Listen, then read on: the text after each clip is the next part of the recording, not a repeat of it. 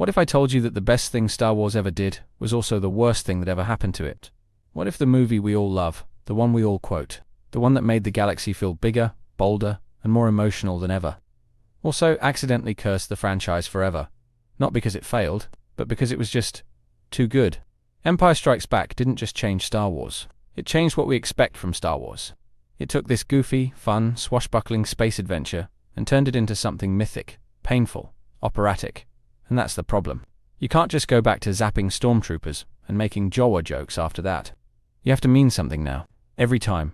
Forever. And let's be honest, most of the movies since then have been trying to copy a homework assignment they don't really understand. They mimic the tone. They echo the drama. They even toss in a shocking reveal or two, but it never lands the same way.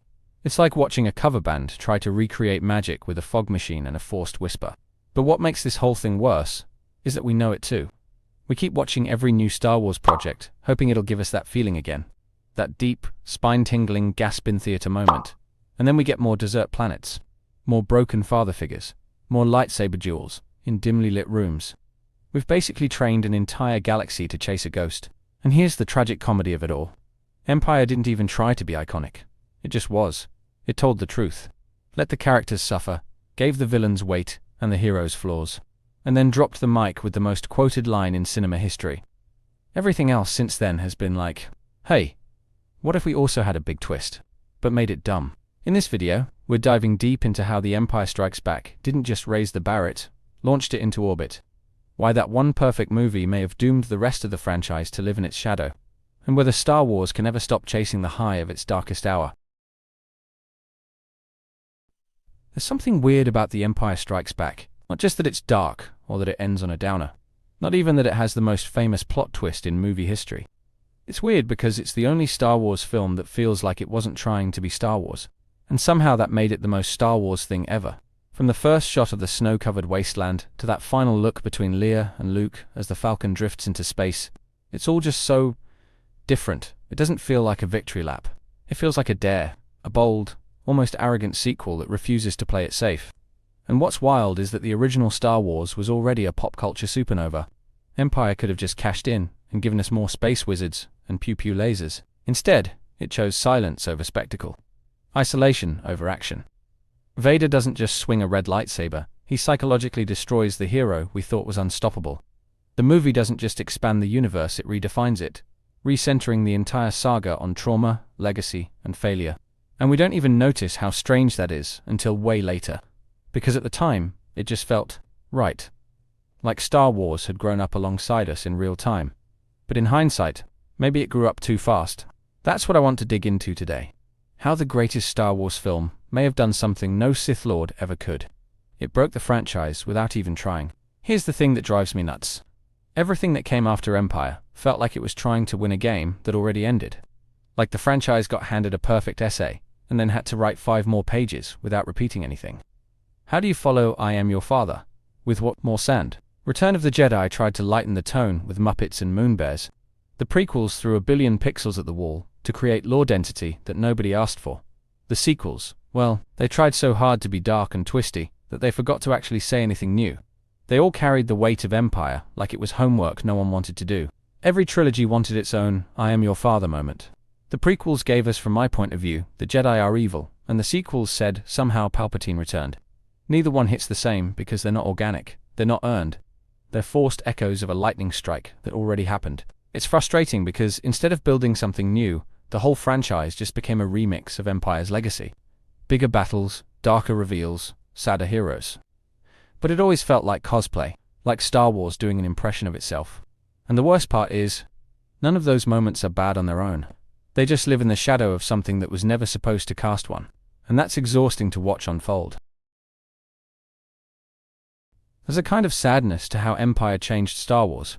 Not because Empire itself is depressing, but because everything after it seemed afraid to just be fun again.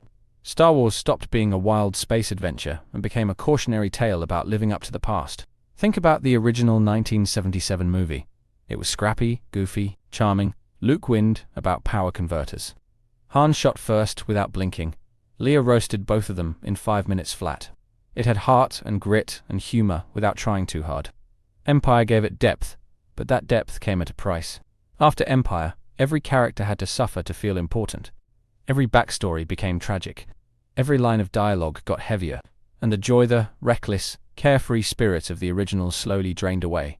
Not because fans didn't want it, but because the franchise didn't know how to bring it back without feeling shallow.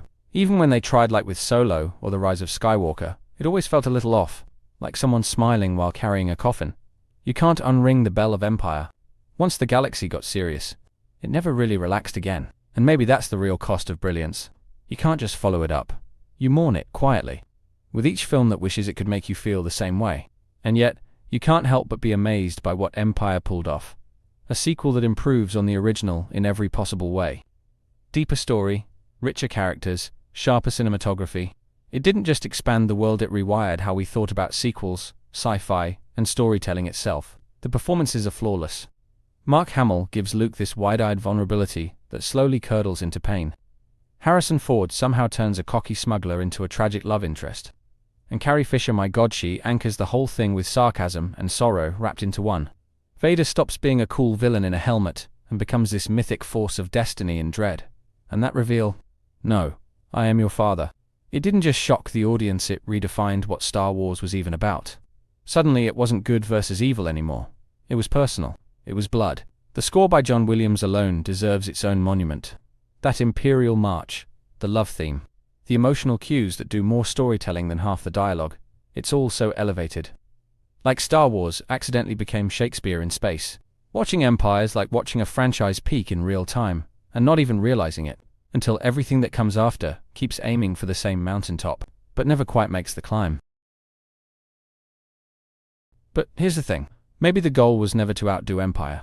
Maybe the real magic is in knowing when to stop chasing shadows and start telling new stories again. Because for all its impact, Empire didn't say, "Copy me." It said, "Dare to be better." And we've seen glimmers of that spirit. Rogue One gave us a war story with no Jedi. Just Hope Andor stripped away the lightsabers and forced us to look at rebellion as a choice, not a destiny. Even The Mandalorian at its best reconnected with the simplicity of adventure and character-driven storytelling. What those stories have in common isn't that they tried to be Empire, it's that they let Star Wars breathe again. They stopped worshipping the original trilogy and started exploring the parts of the galaxy that still felt unexplored. There's always going to be a temptation to remake the magic, to recreate the twist, to build toward another throne room scene where the galaxy hangs in the balance. But maybe the future of Star Wars isn't about raising the stakes, it's about narrowing the lens. Empire will always be the gold standard, but it doesn't have to be the only way forward. It can just be the proof that Star Wars, at its best, is still capable of surprising us. But here's the bittersweet truth. Empire Strikes Back was so good that it locked Star Wars inside its own legacy. Every trilogy since has lived under the weight of that brilliance. Not because they failed, but because they never stood a chance. We keep asking the new movies to give us that same feeling, that same shock, that same heartbreak. But maybe we only get one Empire per franchise. Maybe that moment is supposed to be rare, and forcing it to happen again just cheapens the whole thing. It's a tragedy, really. The movie that gave Star Wars its soul also became the standard that crushed its future. Because when you hit perfection in your second act, there's nowhere to go but down, or sideways, or into hyperspace reruns. And yet, maybe that's okay. Maybe Empire wasn't meant to be followed, only appreciated, like an ancient legend in the Jedi archives. Powerful, untouchable, haunting, because at the end of the day, the reason Empire Strikes Back broke Star Wars is the same reason it saved it. It reminded us that behind the blasters and battles, this galaxy was always about people. Broken, hopeful, human people. And that's a legacy worth living with. Thank you for watching. If you enjoy my videos, please consider looking at my pinned comment and checking out the links for my Amazon storefront. It contains my favorite Legos, my gear in which I make videos, and comics that I read on a daily basis. I update it constantly, so please, take a moment and click on the link. On top of that, check out my second channel, Critical Analysis Hub Plus, and my third channel, Critical Analysis Hub XP. Just one click would go on a long way in supporting my channels and future in YouTube.